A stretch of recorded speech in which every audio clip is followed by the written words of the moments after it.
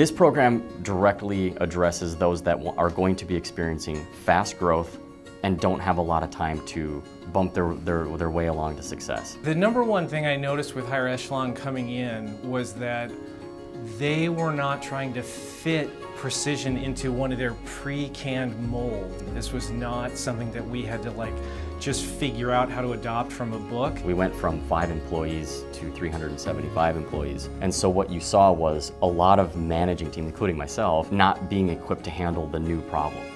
There was problems with, siloing information, especially between different departments. We identified that we didn't even have clear purpose and goals outlined.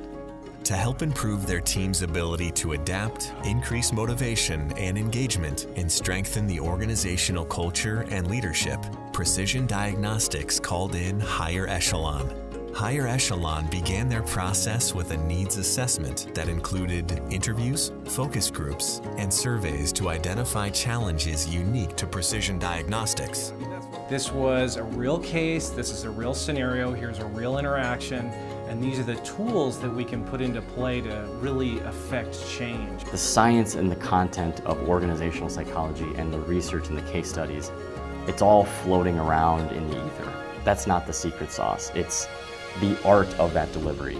It's somewhat the curse of leadership. It's managing the information flow when it comes in and how it comes in, and that's part of the reason why we put a huge emphasis on self-regulation, on that being a critical component to leadership, is your ability to manage your own self and to manage your own emotions and to manage your own mentality and mindset.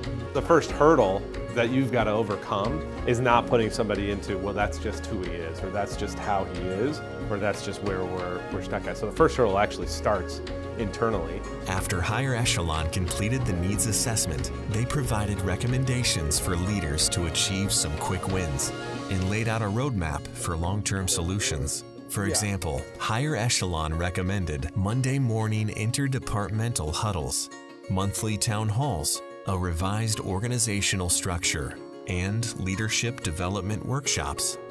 I really liked the leadership training.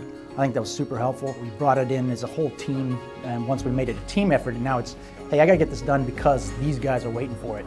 That was kind of eye-opening to me. The exercises at the end of each engagement always had takeaways. There was never a way to sort of skate through any of the engagements. You had to commit. When I'm sort of tempted to fall back into the old mode, somebody else in leadership is holding me accountable to use the new tools, use the new framework. So the biggest change I think I saw was at the top leadership level, but then that really applies very quickly sort of across the organization. What to me was really valuable with Higher Echelon was the focus really on the bright spots and how to quickly get into cloning successes and not dwelling on the bad. I think the biggest impact that I've seen from the leadership training that we went through with Higher Echelon was better communication across all departments when there wasn't so much maybe in the beginning. As you get more people driving towards collaboration and driving towards the interest in finding a common ground and understanding each other's expectations, you see the impact, they show up in the P&L statements.